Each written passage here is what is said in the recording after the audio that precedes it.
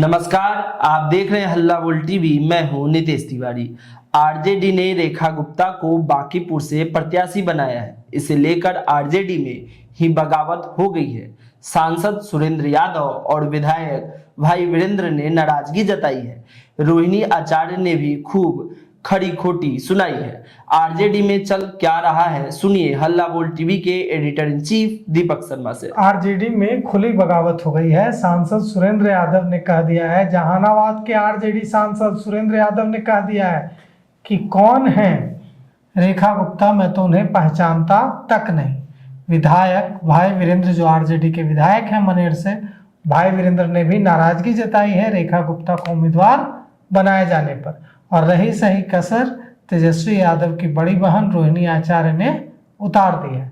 रोहिणी आचार्य ने खूब खरी खोटी सुनाई है राजद नेतृत्व को, यानी तेजस्वी यादव को।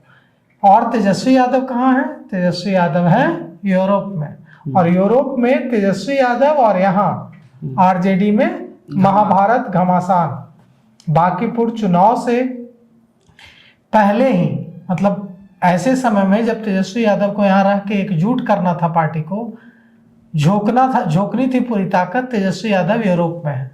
और यहाँ असंतोष एकदम खुलकर सामने आने लगा है। यहाँ तक कि कह दिया है वरिष्ठ नेताओं ने कि हम तो पहचानते भी नहीं है पार्टी प्रत्याशी को।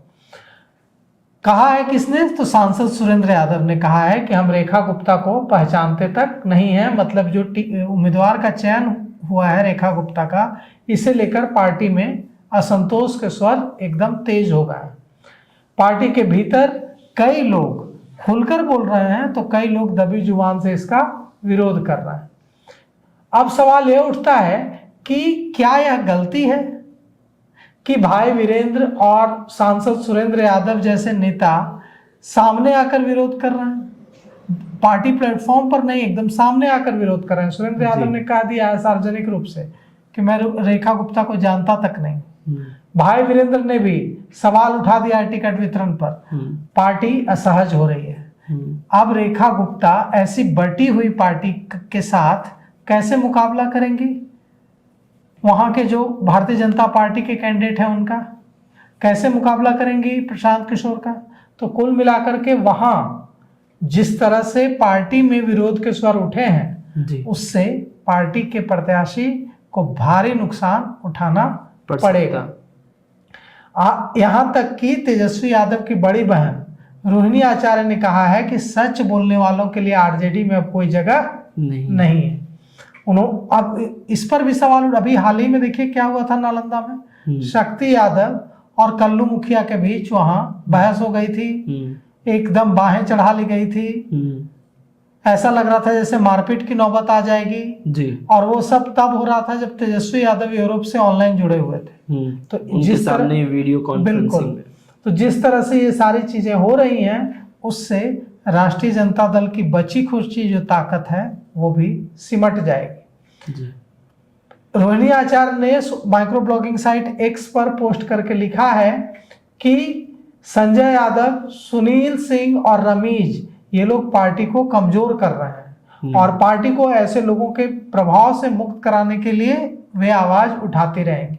उन्होंने यह भी कहा है कि वे लालू प्रसाद यादव की बेटी हैं और गलत के सामने कभी नहीं झुकेंगी। अब नालंदा के आईएमए हॉल में क्या हुआ था या किसी से छिपा हुआ नहीं है, कोई छिपी हुई बात तो है नहीं।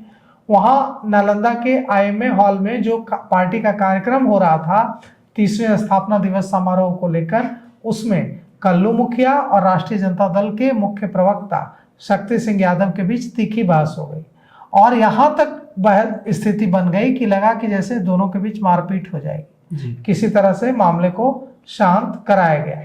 तो ऐसे राष्ट्रीय जनता दल को अगर लगता है कि वो भारतीय जनता पार्टी का वहाँ मुकाबला कर लेगी, तो भारतीय जनता दल पार्टी को बिल्कुल वहाँ संगठित तो नहीं होने का मौका मिलेगा।